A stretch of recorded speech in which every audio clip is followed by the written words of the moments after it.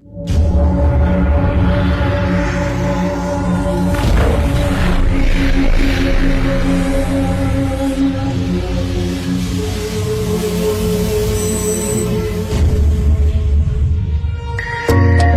hai semuanya, selamat datang kembali di channel Kukulutus. Di video kali ini, gue akan menceritakan alur cerita film Korea lagi. Film ini berjudul Love Lesson tahun 2014.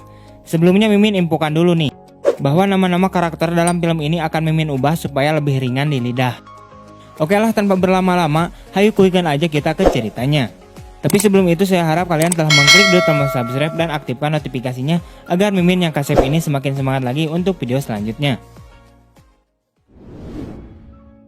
Di awal film memperlihatkan seorang wanita bernama Intan. Ia adalah seorang penulis lagu yang lagu-lagunya selalu populer. Akan tetapi saat ini ia sedang kusut karena mengalami kekeringan ide untuk menuliskan lagunya. Ia pun kebingungan kenapa kehilangan inspirasinya itu. Terlebih lagi ia belum merilis lagu barunya yang sudah ditagih oleh pihak manajemen.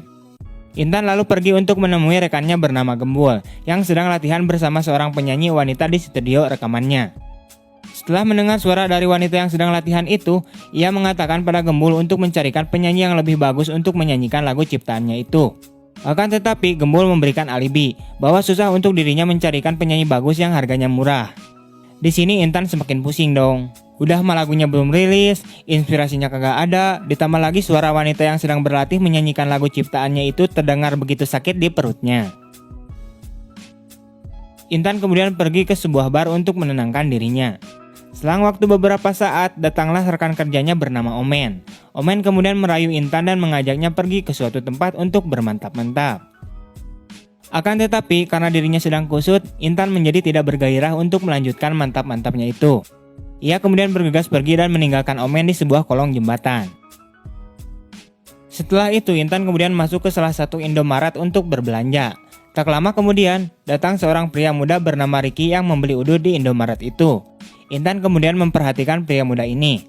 Setelah Ricky keluar, ia segera bergegas keluar juga dan tak lupa untuk membayarkan barang belanjaannya terlebih dahulu kepada kasir Indomaret tersebut. Intan akhirnya menemukan Ricky yang sedang duduk sambil sebat santuy. Akan tetapi, ia tak berani untuk mendatanginya. Intan kemudian memutuskan untuk kembali ke dalam mobilnya. Ketika di dalam mobil, ia bertanya dalam hatinya kemana pria muda ini akan pergi. Setelah Ricky pergi, tiba-tiba saja Intan mendapatkan sebuah hadiah berupa ide-ide untuk mulai menuliskan lagunya. Pada keesokan harinya, terlihat Ricky sedang bermain basket bersama temannya bernama Kentung. Setelah selesai, Ricky dan Kentung menuju ke sebuah toko untuk membeli minuman.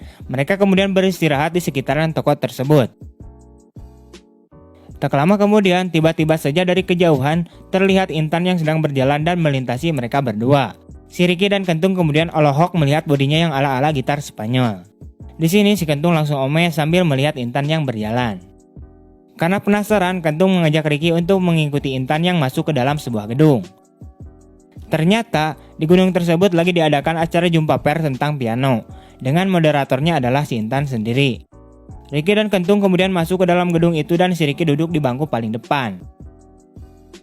Selang waktu beberapa saat, Ricky melihat paha Intan yang mulus seperti paha ayam.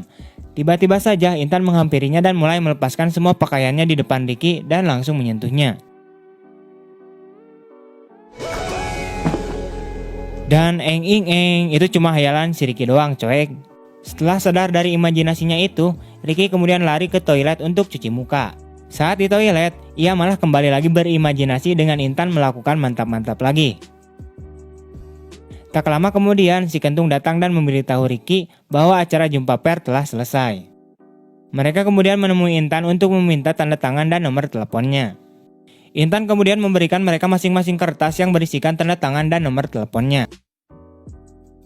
Setelah itu mereka duduk di suatu tempat. Kentung kemudian mencoba menghubungi Intan dengan nomor telepon yang telah diberikan padanya. Akan tetapi, nomor yang diberikan Intan pada Kentung adalah nomor telepon yang tidak terdaftar alias palsu. Kentung kemudian aral dong karena telah ditipu olehnya.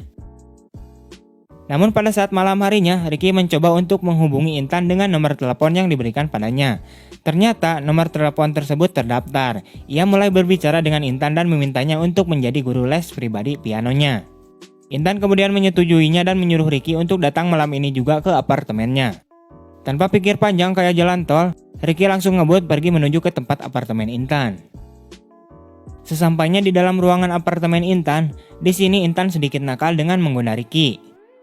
Saat diajarkan piano, Intan memegang tangan Ricky dan mengarahkan tangannya itu untuk meremas gunung kembar punya dirinya. Karena terlalu tegang dan terlebih lagi sudah malam, Ricky kemudian meminta izin untuk pulang pada gurunya itu. Saat Ricky sudah pulang, Intan kembali lagi mendapatkan inspirasinya dan mulai menuliskan lagi untuk lagunya. Saat itulah Intan menyadari bahwa kalau setiap bertemu dengan Ricky, dirinya selalu mendapatkan inspirasi-inspirasi untuk menuliskan lagunya. Setelah Ricky pulang ke rumahnya, ia kemudian langsung mengambil handbody dan tancap koli di kamarnya sambil menghayalkan tentang Intan. Pada keesokan harinya di kampus, Kentung datang menemui Ricky yang sedang berada di ruangan seni.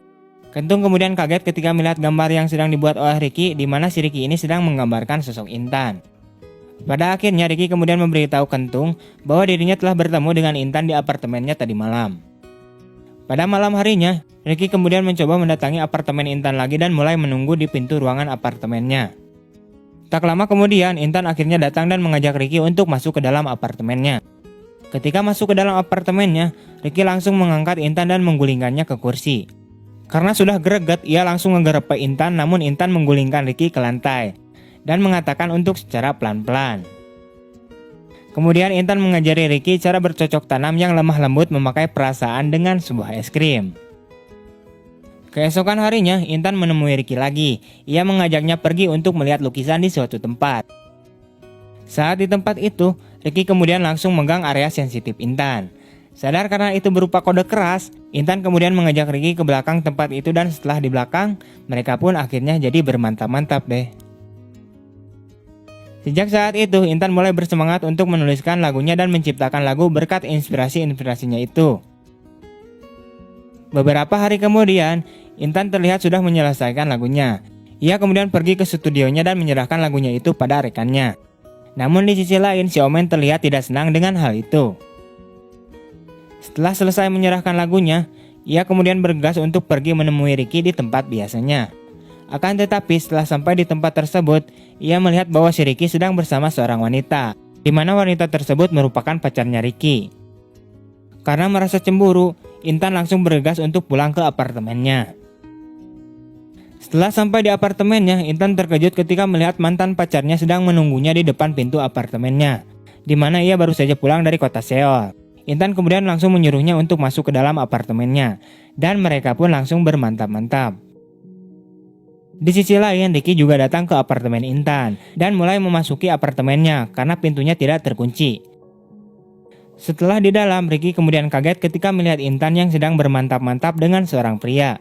Begitupun Intan yang sedang mantap-mantap. Ia kaget melihat adanya Ricky di apartemennya. Ricky kemudian bergegas untuk pergi keluar dari apartemennya si Intan. Di tepian danau, Ricky terlihat patah hati karena telah melihat kejadian itu. Pada keesokan harinya di studio, Intan terlihat galau karena memikirkan Ricky yang telah melihatnya mantap-mantap dengan si mantan pacarnya itu. Ia kemudian mencoba menghubunginya, akan tetapi Ricky tidak membalasnya.